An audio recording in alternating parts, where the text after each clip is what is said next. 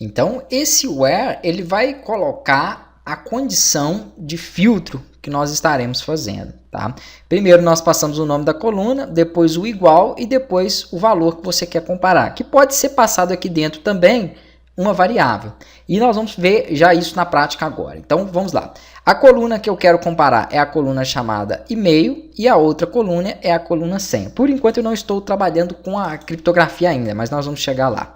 Então eu coloco aqui, ó, quando e-mail for igual ao que chega aqui acima para mim na variável usuário, que poderia ser uma variável também chamada e-mail, tá? Não faz diferença, é só nomenclatura aqui. Aqui não pode, porque se lá eu coloquei usuário, ali tem que manter, e eu já falei disso, tá? Então aqui se eu coloquei usuário, o valor que recebe esse post também tem que ser passado para cá como usuário. Então, e-mail igual ao usuário. Ah, mas é só essa condição? Não. Por quê? Porque se eu deixo só essa condição, o que acontece aqui? Eu não verifico a senha. Então, se eu entro com o e-mail que existe ali, ó, eu salvei e vou fazer o teste. Ó. Eu vou entrar com o e-mail contato, que é o que está lá. Ele vai devolver para mim, então ele conseguiria fazer o login, ó, tá vendo?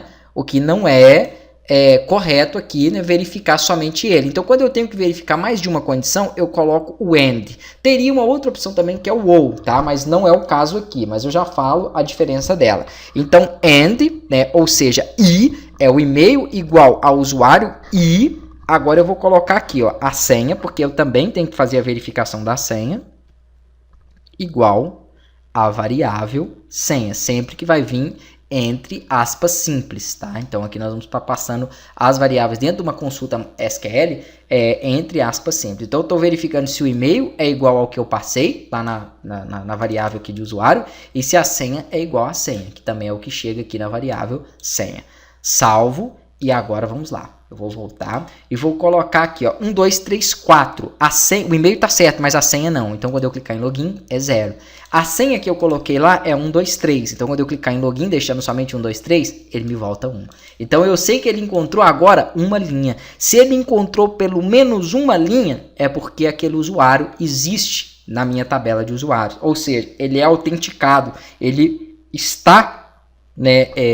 está permitido o acesso ao sistema para aquele usuário, tá? Então é isso que nós vamos trabalhar aqui dentro. Caso ele exista, ele vai conseguir acessar. Qual é a diferença do AND e do OR? Se eu uso o OR aqui, ó, eu estou falando o seguinte, que tanto pode ser o e-mail ou a senha, o que não poderia ser nesse tipo de validação, tá? Porque se qualquer usuário que tenha a senha 1, 2, 3 ali, ó, ele conseguiria logar agora. Então, por exemplo, poderia ser um e-mail diferente, mas a senha 1, 2, 3, a senha 1, 2, 3 existe lá. Então, olha lá, ele encontrou 2 usuários com senha 1, 2, 3. Né? Não foi nem só um. Né? Ah, mas se fosse só o e-mail, ó, vou colocar aqui a senha errada, ele também encontraria pelo menos um, tá vendo? Então, não pode ser, tem que bater tanto o nome do usuário, que é o e-mail ali, quanto a senha. Então tem que ser um AND. Não é um ou outro, e sim as duas condições aqui, ó. E-mail igual ao e-mail que chegou e senha igual à senha que chegou. Aí nós vamos fazer a verificação da seguinte forma. Se ele colocar errado, ó, tá lá, ó, errado, é 0, então ele não entra.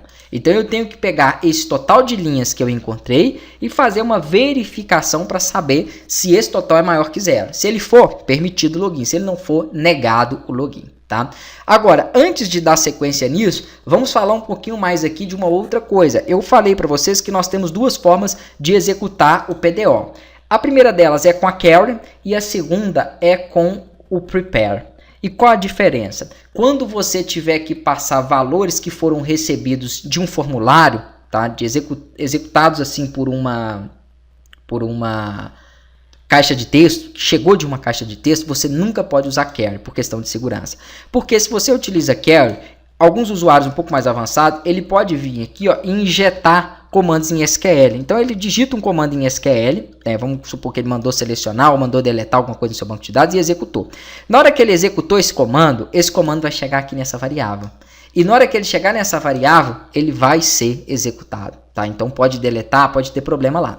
Então quando tiver caixa de texto que o usuário vai entrar com informação, você já esquece a carry. Você sempre utiliza por uma questão de segurança o prepare. O prepare não aceita que seja inserido chama SQL injection, né, que seja injetado essa SQL ali. Mas o prepare também não aceita que você passe o valor direto aqui, ó. Então nós vamos ter que adaptar, tá, para o prepare. Aí eu mostro então como que vai ficar. E em alguns momentos sim, poderemos utilizar o carry porque é mais simples, né, e mais rápido para codificar.